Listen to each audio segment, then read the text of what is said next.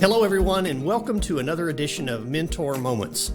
My name is Paul Martin. I'm the Director of Academic Content for the National Alliance for Insurance Education and Research, and I am joined today by my colleague and friend, Kat Ferris, who is our Academic Director for Commercial Lines here at the National Alliance. So welcome, Kat. Insert background applauding and cheering sounds. Thank you, Paul. I am so excited to be here. I'm glad you're here. Well, today we want to talk a little bit about the way insurance marketplaces work. And in the insurance industry, there are literally hundreds and thousands of insurance companies, and they have different niches, they have different specialties, they're different sizes, and insurance professionals, including insurance agents, have to deal with all of these different insurance companies. And I wanted to invite Kat to talk a little bit about that. Kat, tell us a little bit about your experience working for insurance companies, if you would. Thanks, Paul. So, when I started my insurance career, I was with an MGA that specialized in trucking and marine insurance. And so in the E&S world, we're kind of used to things already being topsy-turvy. Your markets can change just from the whims of contract negotiation with another carrier. I spent the majority of my career working with Nationwide Insurance, and during that time was with Nationwide as they were making that transition from when they acquired Allied Insurance, and then they had agents starting to go independent. So from the carrier side, I got to see a lot of change in our markets and in our region, and interestingly, got to see how agents reacted to a lot of those changes and the way the markets fluctuated. And it's going to keep doing that. Mm-hmm. It always has done that. And for those of you that don't know, when she references an MGA or E&S, that's talking about there's a special agent type that stands between agents and insurance companies. That's a whole different part of the market, which I know in this course we're going to discuss a little bit later. But these changes can be subtle, but they also can be dramatic. And I know in my career, I've seen insurance companies move in and out of particular types of insurance they want to write. And the agent particularly really has to stay on top of this stuff, don't they?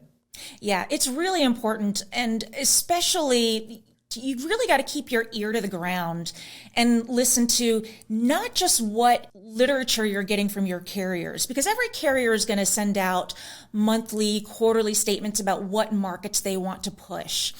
And while that information is important, you want to keep your ear to the ground and also talk to some of the people at the carriers and what kind of trends are you noticing? For instance, in my experience, very common for our marketing reps to tell our agency partners, hey, these are the classes we want to focus on. We want to focus on ice cream shops, or we want to focus on these types of BOPs or contractors. And that's all well and good. But oftentimes the direction that underwriting has and how they're going to price those risks and how they're going to renew those risks can be more telling as to what the company's direction is going to be in the future. I know exactly what you mean. You know, even just the change of who runs the show. Mm-hmm.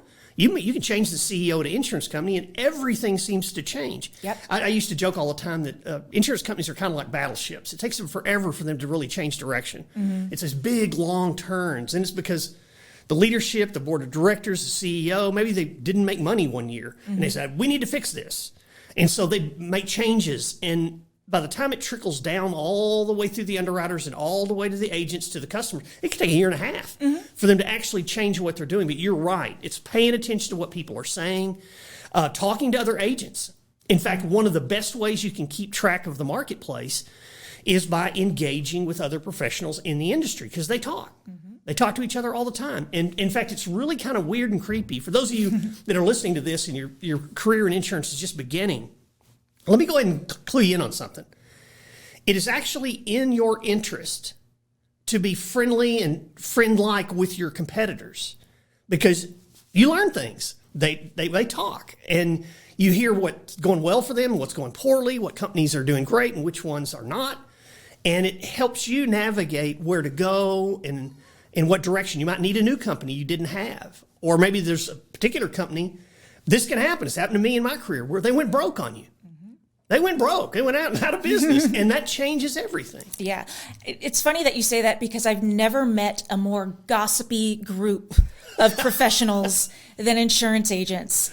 You know, sometimes in the classes I used to teach, we had to be very intentional about who we sat next to each other, because you would just get all sorts of chitter chatter going on. There's, of course, things you don't want your competitors to know. Exactly. But I remember one time I was at this conference, and in fact, I was speaking at the time at the conference, and one of the gentlemen in the middle of the crowd suddenly got up from his seat, almost ran out of the room because he had gotten a message on his phone about something was happening at the insurance company he worked for. And everybody else in the room knew who he was and knew he doesn't do that. And so immediately after the session was over, everybody was talking, where did Bill go? Yeah. And what's going on? And sure enough, we found out within an hour that his company had sold. And it was a dramatic shift in the marketplace. And then people were going to lose their jobs, and some other people were going to have to find work. And it really did change the marketplace overnight. Yeah. I think oftentimes the marketing reps or sales managers, every carrier has different names for what they call these people. And sometimes you've got some of these marketing reps that are just mainly speaking to the principals in the office, and they don't really get a whole lot of contact with the people actually running the business.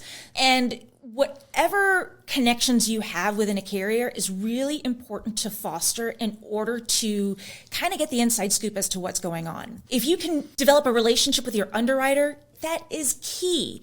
And I can already hear a lot of people saying, well, I don't have a dedicated underwriter anymore because now it's going to these pods. You know what I'll say to that? Find who's involved in agency training with the company. Become friends with them, because it's really important to get a sense of what's happening there. That's a really good point. It's the value, too, of going to events like conferences and live classes when you can. I understand that things change. But going to these things, going to luncheons. If you're a producer, go to the golf tournaments. Go to the agent association meetings, because that's where you're going to meet these people. And it actually is in your interest to be even socially engaged with people in the industry, particularly at the carrier level, because they're not as accustomed to it as the agent community is. So you have to be proactive and go out there and meet these folks yourself and shake hands and get to know them. You're exactly right. Until I started training independent agents, I never would have thought about the struggles and issues that the agents have to stay on top of. I would put that onus on the agent to try to get that information. Yep. The lesson is, it is going to be in your professional interest for you to keep a very vigilant eye on the marketplace, but that also means knowing these people, talking to them routinely, and learning as much as you can. Wouldn't you agree?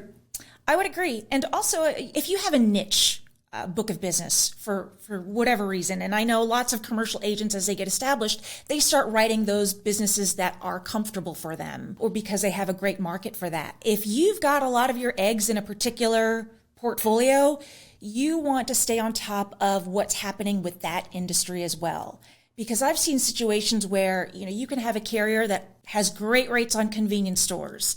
One large liquor liability claim on a convenience store can change that company's entire underwriting appetite for that region. And then your ability to write convenience stores just went down the drain. Exactly. And then you're spending all your time trying to remarket that business. Yep. So I would say, if you're a newer agent, if you're newer to commercial, and you're trying to get a sense of what I should focus on, it's important to hone those skills, but you also want to have enough variety in your book so that you're not put in that position. Diversification is very, very important. I've seen many agents get burned by that.